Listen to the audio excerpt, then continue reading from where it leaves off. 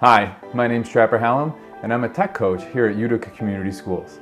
And in this video, we're here to talk about how to schedule for your classes in PowerSchool.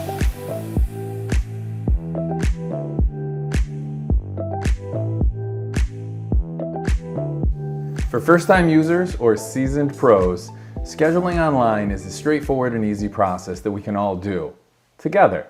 In this video, I'm going to take you through how to schedule in PowerSchool for your classes for next year. I'll show you how to access ClassLink to get to PowerSchool using your UCS issued device, which we highly recommend. If not, I'll put the link on the screen for you. Once we're in PowerSchool, it's as simple as reading the instructions and choosing your classes. All right, I think it's that time.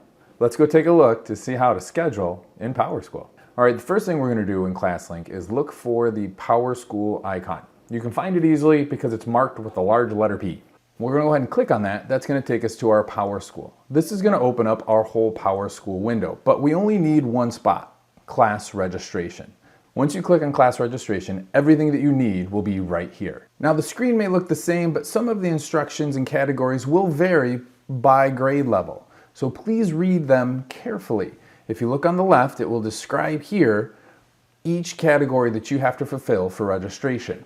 And on the right side, you'll see a pencil that we'll click to edit those categories and choose what classes we would like to take. In the example I'm going to show you here, we're going to be using an 8th grade class. In this 8th grade class, our first category then is core classes. In this one, it explains to us that they've already selected some of our core classes. Environmental science and the appropriate math class have already been selected. So all we have to do is go in and choose our remaining core classes. Let's do that now by clicking on the pencil. On the bottom of the screen, pay attention to this notification here. This notification tells us that we need to have 4 courses selected in this category box. So before you're done, make sure that you've selected 4 of the corresponding classes before you click OK. All right, so let's go ahead and click a couple of these classes so that you can see what this looks like.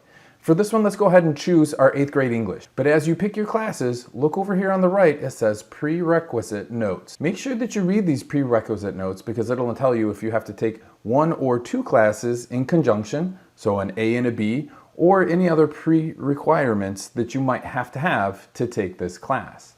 So for English, it does tell us that we need to take both the A and the B course for this class. So let's go ahead and select both of those now.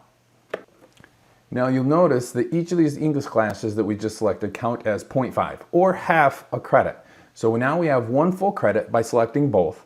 We still need to get 4 credits total for this category.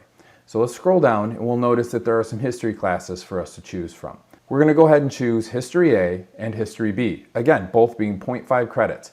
At the end of this, we'll scroll down to the bottom and you can see that our total now says 4 classes selected. Exactly what we needed. Now we can click OK. All right, let's take a look at the next category for electives.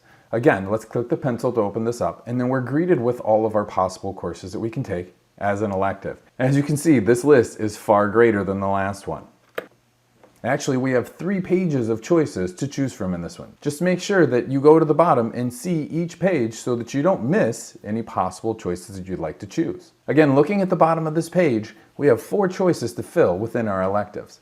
And then for this section, I'm all set, so I can go ahead and choose OK. All right, now we're into our final section, which is alternate courses. So these are going to be electives if you don't get your first choice. So this list, when we click on the pencil to open it up, we'll notice looks very much or exactly like the last one we were in. But this time, we don't want to choose any courses that we chose for our first choice.